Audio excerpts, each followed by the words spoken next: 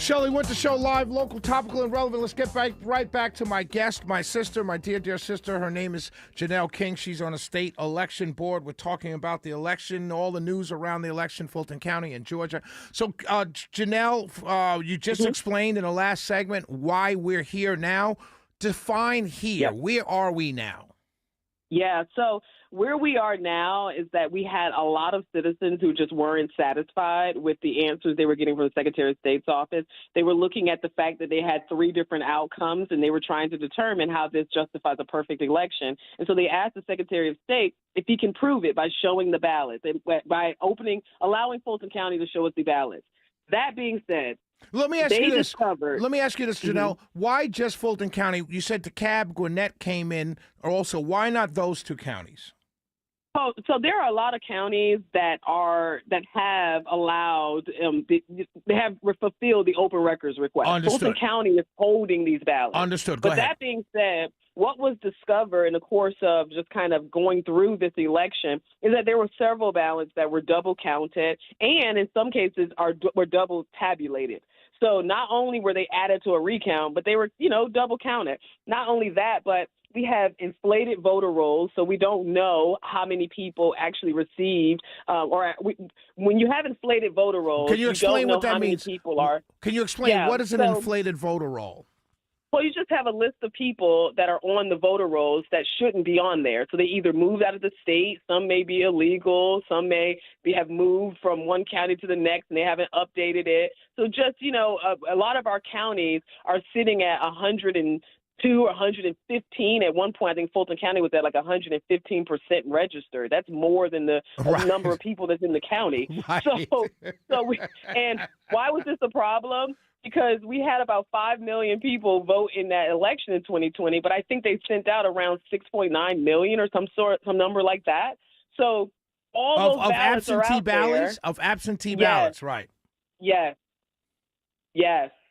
So that's a major problem. Right. Not only that, but we just sent a woman case from the SEB to the AG's office because she was a woman who was illegal who voted 23 times in our election. In one election? No. Oh, okay. Over the course of she's been here for 30 years. Wow. So let me ask you this question, right? Going forward, right? What exactly? Because it's what you're saying. First of all, what you're saying to me, I'm laughing at, but I'm also very upset because I'm told by everybody when you have this discussion, some Republicans, Democrats, the media, everybody, that it's crazy. Shelley, get over it, move forward. Can you explain why that move forward thing, it's kind of, like, I don't know, it's insulting to me to tell me to move forward. Meanwhile, everything else in our country, we still relitigate everything. You know what I mean? So can you talk to me? I know. I can't even, let me tell you, it's so played out because, first of all, we don't live in a democracy. We live in a republic. That means that we the people, are the final auditors of any election of anything. We don't elect people to represent us and then tell us to go away when we have questions. Right. That's not how it works.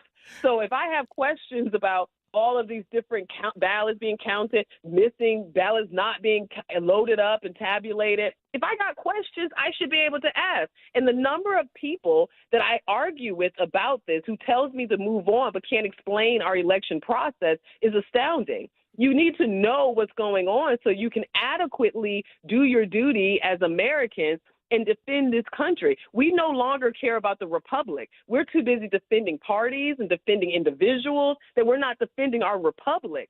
Elections is how we maintain civility in our country. So this is not up for grabs. If I have questions about our election, I need to be able to ask. And Fulton County has displayed a repeated pattern of problematic behavior going back years, even before 2018, 2020, 22, and 2024. They've had several issues. This should have been addressed a long time ago.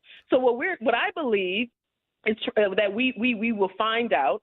And what I believe the FBI, the DOJ, the SEB, or the activists, all of us are looking for is to find out if you are telling me that everything happened perfectly and that the election went off without a hitch, then you need to be able to prove it. Something that my husband always says is you need to show your work. And there's nothing wrong with us asking for those ballots. But it took them 5 years and an FBI search warrant to get ballots from the 2020 election that people have questions about. Right. So what we're saying is, I don't know if it was malicious intent or incompetence, but it's leaning towards malicious because you keep trying to cover. Right. And even now, we see Democrats running around doing media videos talking about the FBI search, and instead of them saying, oh, we're not worried because there's nothing to see there, everything is fine, all the ballots are there, you'll see for yourself that nothing happened. No one's saying that.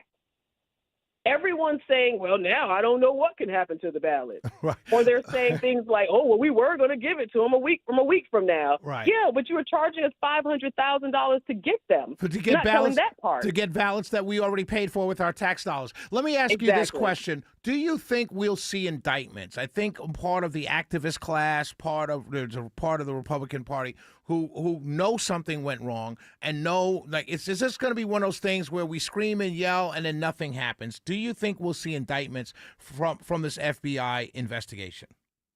Well, because the warrant is sealed, I don't know, but I will say this: it's a criminal warrant.